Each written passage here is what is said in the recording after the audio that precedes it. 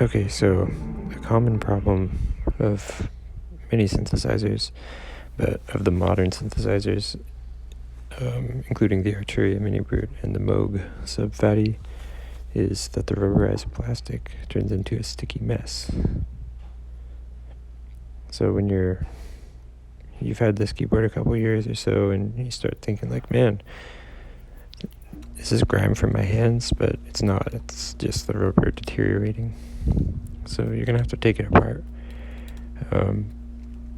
to be able to properly clean the parts that deteriorate. A lot of people that I see on the internet recommend using store-bought cleaners like Lemoline, or various oils, even cooking oil, which I don't know. I didn't even want to try that because I had a suspicion that the best method would be to simply get it in the sink, put a little water on it, put some baking soda.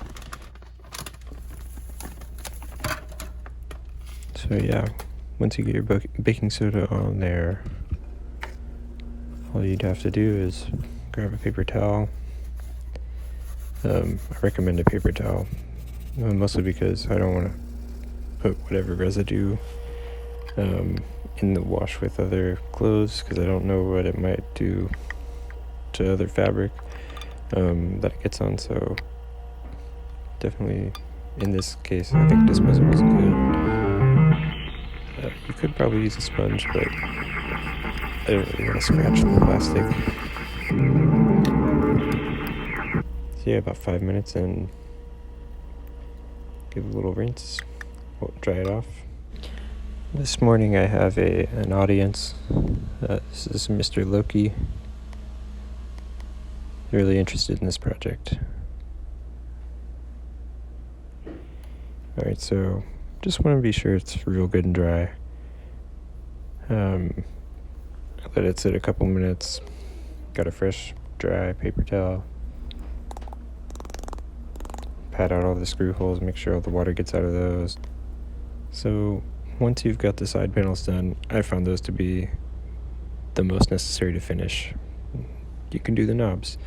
The knobs are pretty annoying too. They're not as annoying as the side panels to me because it's just less of a large surface area that you're grabbing when you need to move something, especially. And then you're just like, God, my hands are so dirty, you know? Anyway, so I tried a couple different things for the knobs. The first two didn't work that well. The third I tried was to just put some baking soda on the sponge and then scrub the top of the knob. Just like hold the sponge down and rub the top of the knob on it.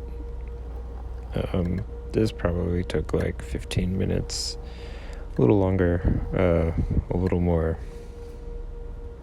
annoying to do than the side panels. But it's worth it. So here we go. Seems like 30 minutes later, rinsing off all these that I just scrubbed. Yeah, a lot cleaner than they were. Now, if I was 5 years old, I would make some kind of joke about the army or something. But I'm not 5 years old anymore. Proof that my hands aren't blistered and bloody after using the baking soda method. So it's a great day to work on stuff in Galveston indoors because, as you can see, we've got some rain. This is the outskirts of Hurricane Delta, which is concentrated in Louisiana, but is reaching all the way to Galveston, just barely. Alright, one more round of scrubbing for me. This time I'm doing the slider knobs. I guess you call them knobs. I don't know what else to call them. Handles, grips, grabbers. Now, while we wait for those to dry, how about a little sideshow by Odie?